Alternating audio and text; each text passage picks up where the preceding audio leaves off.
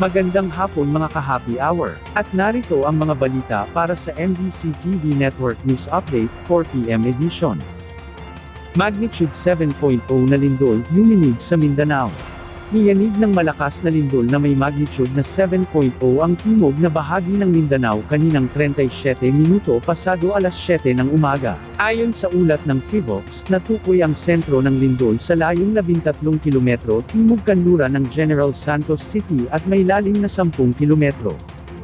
Naitala ang pinakamalakas na pagyanig sa General Santos City na umabot sa intensity 7, habang intensity 6 naman ang naramdaman sa Palimbang at Senator Ninoy Aquino sa Sultan Kudarat sa Davao City, Kidapawan, Carmen Cotabato, at ilang bayan sa Sultan Kudarat at Zamboanga del Norte ay umabot sa intensity 5. Katamtamang pagyanig na intensity 4 ang naramdaman sa Mati City, Buog, Caraga, Manay, at Tarragona, habang intensity 3 naman sa Butuan City, Mainit, Dapitan City, at ilang bayan sa Zamboanga del Sur. Mas mahina ngunit ramdam pa rin ang lindol sa ilang bahagi ng Zamboanga del Norte, Zamboanga Sibugay, Leyte, at Southern Leyte na nasa intensity 2.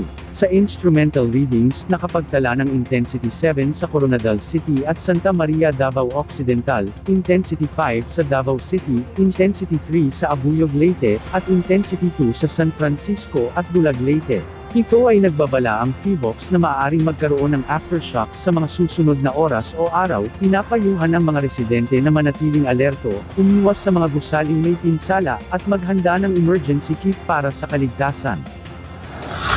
Okay, so ang pinaka matindi talaga is sa General Santos City, intensity 7. So when we say intensity 7, that's considered as destructive.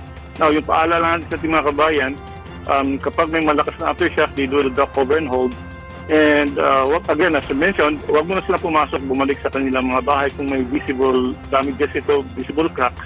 Kasi again, kung hindi man ito nasira during the main shock, baka totally masira ito during a strong aftershock.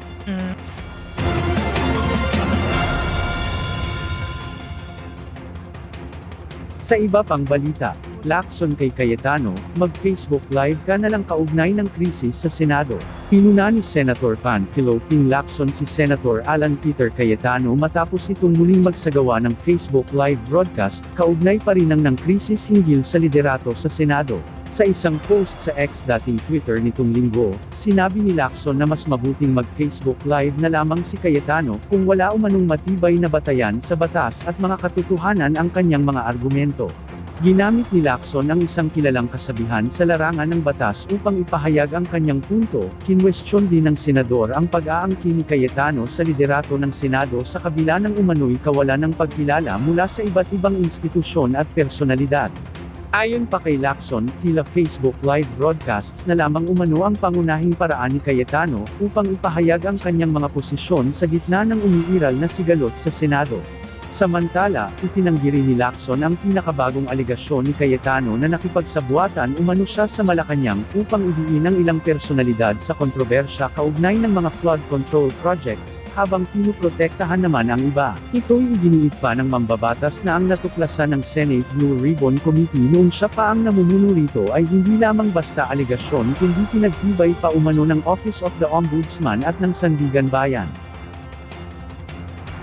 At yan ang mga balita para sa MBC TV Network News Update 4 PM edition. Abangan ang mga susunod na balitaan mamaya para sa 5 PM edition.